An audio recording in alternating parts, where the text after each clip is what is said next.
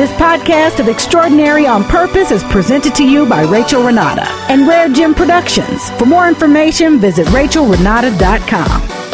Hello and welcome to another extraordinary episode of Extraordinary on Purpose with Rachel Renata. I am your host, Rachel Renata. It's great to be back with you again this week to bring you another exciting episode when pain affects your purpose. Hope that you guys have had a great week. I've had a very extraordinary week, and I really think that it's time that we just go ahead and go to another level of understanding factors in pursuing our purpose. When pain affects your purpose, well, we all know what pain is. And of course, when you say pain, you think instantly of sadness, but really pain is anything that hurts you, anything that disappoints you. It could be death. It could be divorce. It could be a bad breakup, be it a relationship or a friendship. You could find yourself let go from a job, but whatever that pain is, if we are not careful, that pain will totally alter our purpose in the sense of getting started. Pain can affect our purpose in three ways. It can hinder us, it can distract us, and it can place limitations. Let's start with hinder.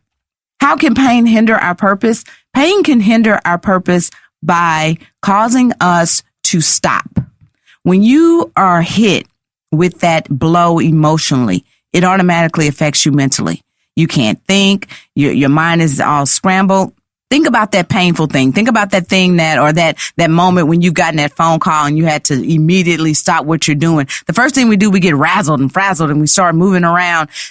If you are on your purpose and you're trying to pursue your purpose and then life throws you a blow that is painful, immediately the first thing you stop doing is that purpose because you now want to focus on the pain.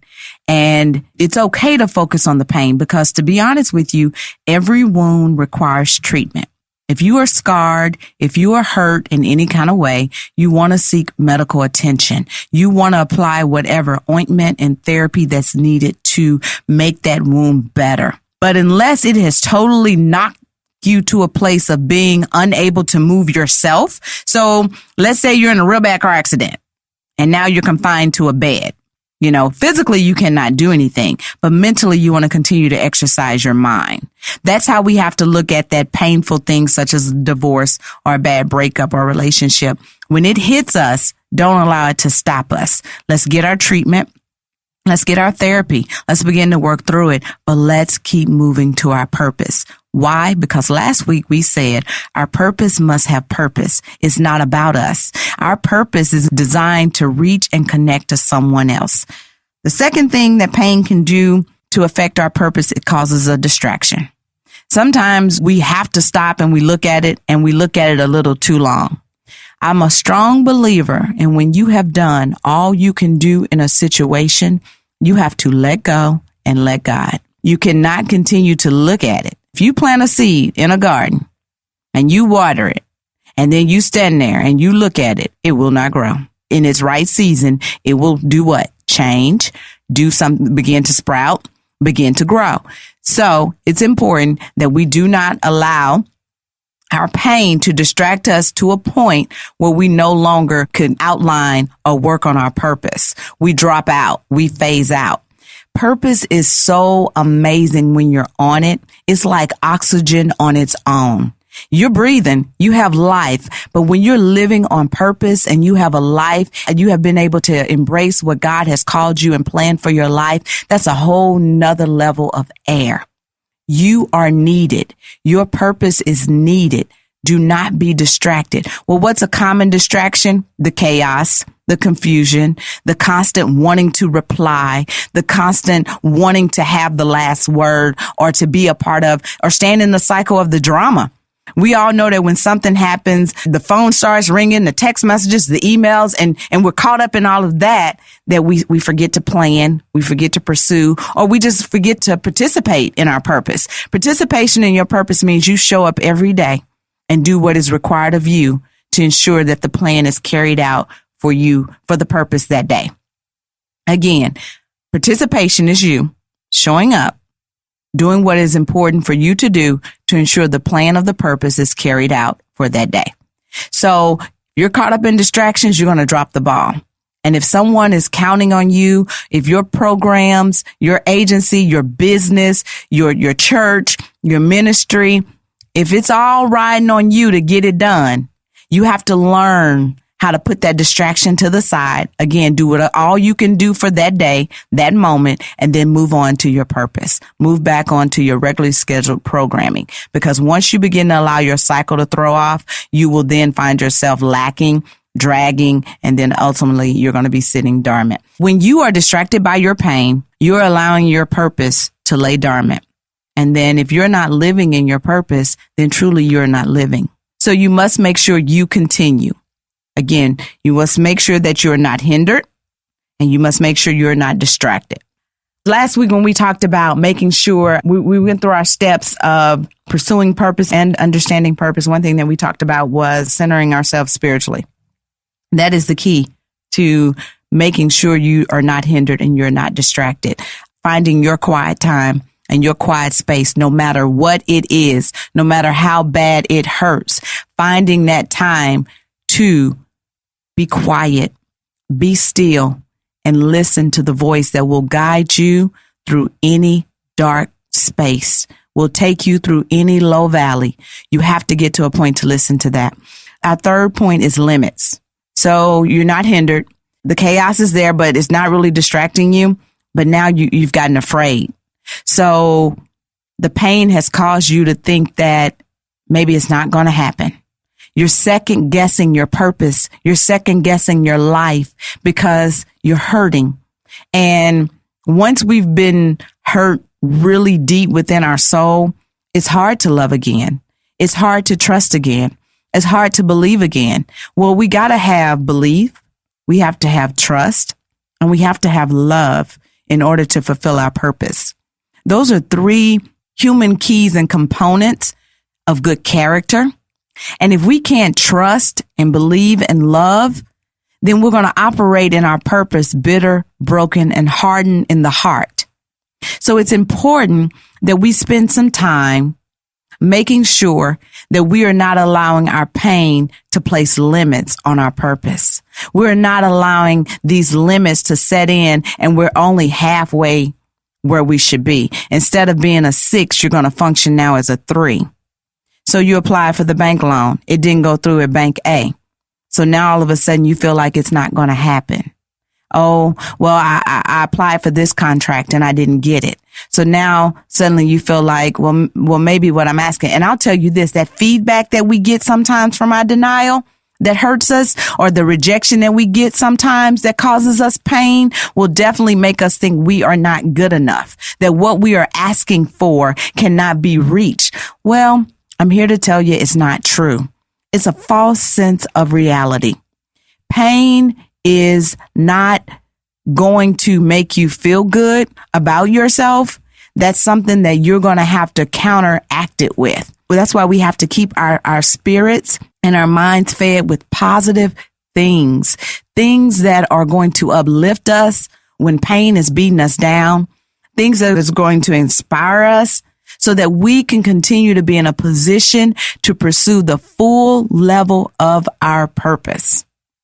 One thing that I found to be very, very helpful for myself is that quiet time, that meditation time that we talk about. And I think that it's important that you understand that meditation and quiet time has nothing to do with religion.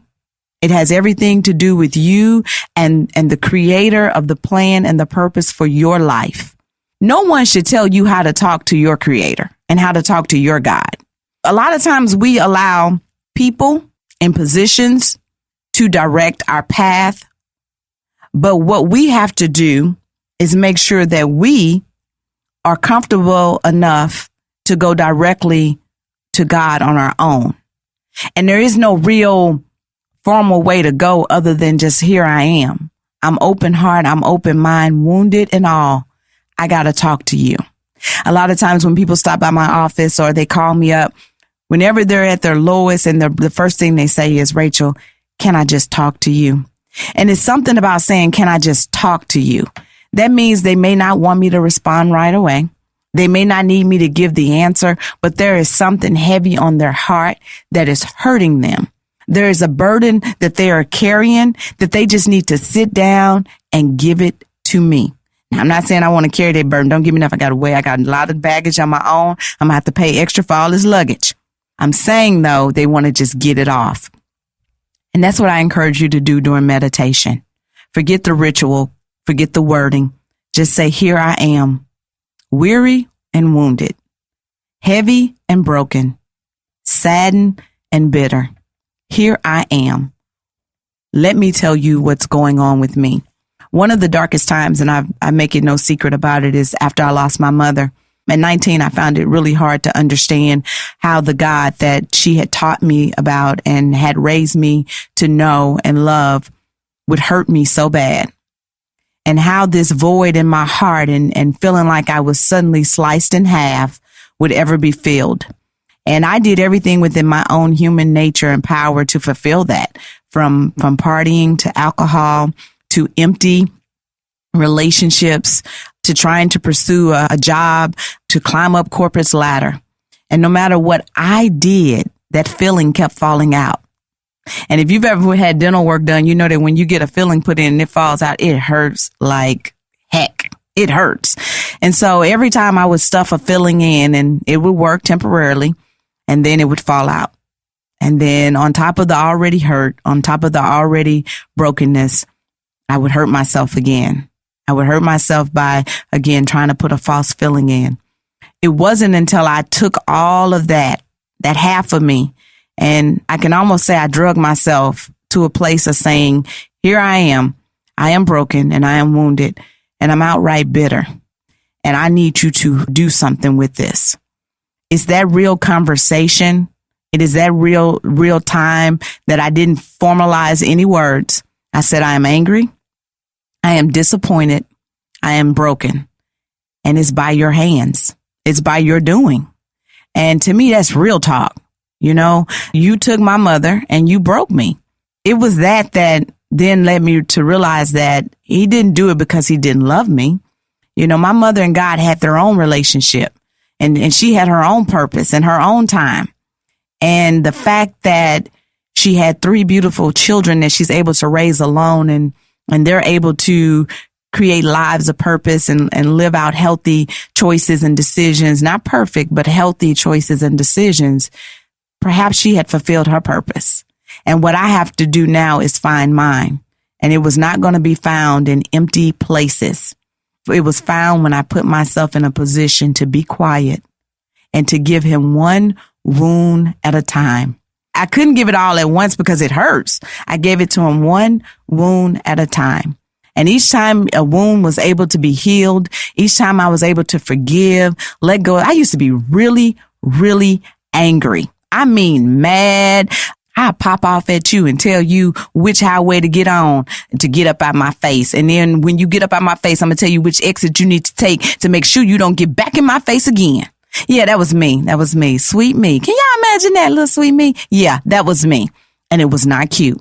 And I hurt a lot of people in the process, because hurt people hurt people. I was not living on purpose. I was not purpose. What is that? To me, purpose was just getting up every day, going to work, making sure you paid all your bills. Oh, it was that life. It was during that time that I realized that that's not purpose and that's not living. So once I began to get into a place of being quiet, centering myself around meditation, finding myself in a weekly service that was feeding me, that was keeping me uplifted and directing me, I suddenly found myself in position. Now, position just simply means you're getting ready. You're getting into a place where you can begin. Position does not mean go. Just position, please. Can I have everyone in their position? That means just get ready. Don't y'all get in position and take off running. Get in position and get ready. And when you get in position, you will suddenly look around and find out who else is getting ready to be in position as well. And it's something about getting on a path and know that you're not walking alone. Purpose is a path. It's entitled Purpose Path. Purpose is a path that we all have, but not everybody gets on the path at the same time. So when you look up and you realize that someone else has caught on to the purpose and now they're getting on their path, you all are walking, even though you're heading to a different destination, you're all walking together. So you're uplifting and you're encouraging. That's why we cannot allow the pain to affect our purpose to the point of hindering us, because you never know who you're going to meet on your path. You never know who you'll meet on your journey, and you'll be able to lock arms. And when you get weak, they'll be able to hold you up. And when you need a cheerleader, they'll be standing there clapping. Life has brought me so many awesome cheerleaders. Some were for a season. Some were there in the very beginning, and they're no longer there. Some have been there for a lifetime with me. Some have been there since day one through all of the ups and the downs. And then there's some people that are just now entering into the season of being there to cheer me on. And there are days when I can't find the words to say, good job, Rachel. Good job. You did this. You can do this. That someone sends me something or someone calls me and they encourage. So again, if you allow your pain to hinder you, you won't get on your path and you won't start pursuing your purpose. If you allow your pain to distract you, you'll be so off focus that you'll look up, and even though you're on your path of purpose, you're so distracted that you've been left behind. And then you'll find yourself lonely on your road because all the people that would have started out with you when you were walking and you guys could have kept each other uplifted are suddenly up ahead. So then you're going to try to take off running and catch up, and you're going to tire yourself out because there's a pace. We cannot get to the finish line in one run, not on purpose. You have to take your time. And then, of course, those limits, just thinking that maybe you're not good enough, thinking that you cannot pursue it, thinking that you cannot pursue it at the level in which you know it's been given to you. I know I'm supposed to be doing this extraordinarily. I know I'm supposed to be doing this with the level of excellence. But you place limits because you look at your resources and you look at that pain. You look at what's being done. You look at what's being said. We got to stop that. We have to learn to heal the pain. So, I mean, this is truly a place where you say, well, Rachel, I'm hurting because of what my family did. I'm hurting because of what my father did. I'm hurting because of what he didn't do, this guy, this girl. I'm hurting because of what happened to me at work. And I don't know how to heal. I'm just mad. And then here's the funny thing. You mad and everybody around you mad. So all these mad folks just mad. How about we step back and we pull back and we enter into a place where we learn. And what I'm never going to do, I'm never going to get behind the mic and have you guys tune in to give you fluff. What I want to do is open your eyes and hopefully make you realize there's some things going on. There's something that hurt me, and I probably suppressed it or put that Band-Aid on it, and it's infected. And as long as I keep it wrapped up and don't nobody touch it, it's okay. But I'm telling you, when you get on purpose, when you start living on purpose, do you hear what I'm getting ready to tell you? I need you to turn it up. Sit up. Listen to me. Sit up. Yep. Okay.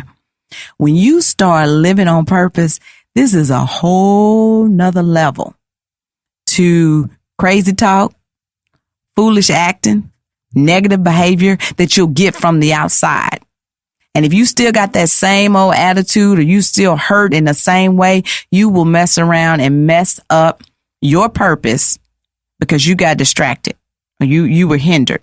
So it's important that we bring in people that are operating in gifts, operating in purpose. And it makes you know that any ordinary person with an ordinary idea can start out extraordinary on purpose. So I want you to be inspired, be encouraged, and I want you to let go. Starting today, whatever it is, whoever it is, whatever it was, let's start to let go. Let's start to let go so that we can fulfill and receive. Not only will we give when we live on purpose, but there is so much to receive from living on purpose. So much joy, so much peace, so much just wisdom and understanding. You deserve it. You should have it. And it's available. Stop waiting for someone and something to give it to you. Once again, it's my pleasure. It is my honor to come to you and bring you Extraordinary on Purpose. Thank you so much for tuning in. And remember, every extraordinary idea, every extraordinary person can be extraordinary on purpose. I'm Rachel Renata. This podcast of Extraordinary on Purpose is presented to you by Rachel Renata and RareGem Productions. For more information, visit RachelRenata.com. To connect with Rachel Renata, join the fan page at Rachel Renata on Facebook, follow the Rachel Renata on Twitter, or follow her on Instagram at Rachel Renata 33. If you would like to advertise your extraordinary business, have questions, or would like to be a guest with Rachel Renata to begin your extraordinary journey on this show, email Rachel@RachelRenata.com. Extraordinary on Purpose is another positive production of RareGem Productions, proudly presenting, promoting, and producing positive programs. For more, visit OneRareGem.com. That's OneRaregem.com. Thanks for listening.